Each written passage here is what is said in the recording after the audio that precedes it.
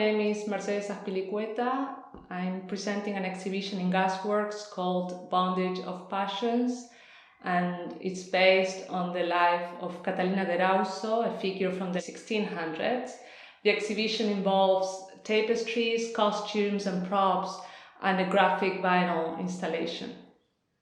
My practice departs from historical research that usually looks into historical references, whether they are real or mythical or fictional. I like creating these spatial dramaturgies or theatrical environments. So we have tapestries that could function as backdrops, but also costumes and props that could be used in a performance. For this exhibition at Gasworks, I decided to work on the life of Catalina de Erauso, a figure from the late 1500s until the mid 1600s, and she was a Basque nun living on a convent in San Sebastian, and I was interested by the fact that she escapes and she becomes a man at that time. She also travels to America. She becomes this bloodthirsty conquistador, always gambling and fighting in Peru, in Chile. To me, it was from the very beginning a difficult figure to encounter. I was very tempted by all the different personalities that Erauso manages to embody. How he, she, they change their identity constantly. There's several names that it also has, male names mostly, of course. Such a difficult figure like Erauso is it's something that appears quite often in my work. I like choosing these contested figures or misfits that are part of our history and to revisit them. Because they are difficult to deal with them. I find that challenge fascinating. I like to deal with so many contradictions, and sometimes I feel that I borrow that from the Baroque period, which is a moment in history or in art history that there is space for a lot of perspectives, a lot of different points of view, more than one truth. I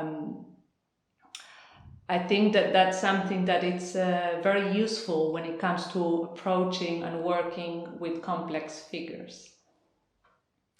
The tapestries in the exhibition feature different sources of images from colonial paintings made during the life of Catalina de Erauso to plants and goods that were traveling from America into Europe, like cacao and indigo plants.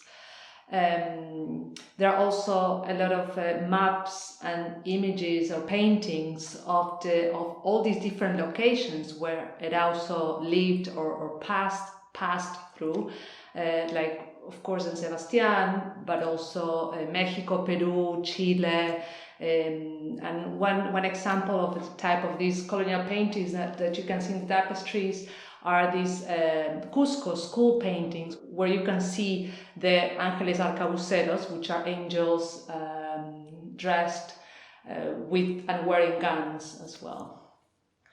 For the design of the exhibition, I looked into colonial biombos or dressing screens that arrived to Spain and Portugal via Mexico and from China, which is an interesting itinerary that these luxurious objects were making.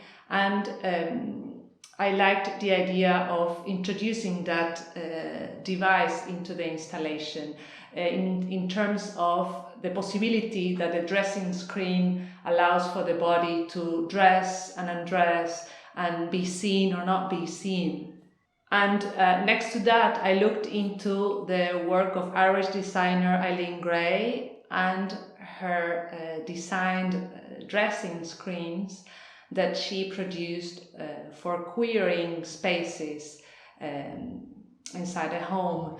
And I tried to bring that idea into the exhibition in a more playful way, and where the tapestries indeed become some sort of screens, but in a more fluid way, and allow for different spaces to appear.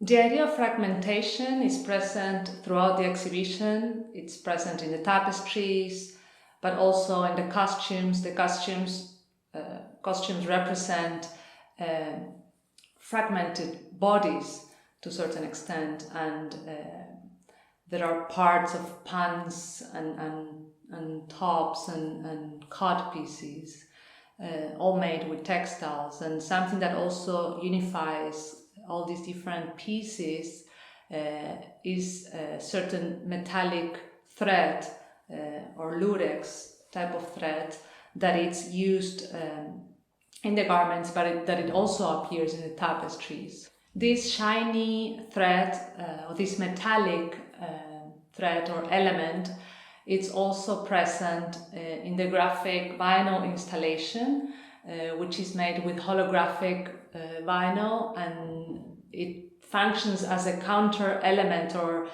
counterbalance to all the historical images that are part of the installation, and mainly on the tapestries.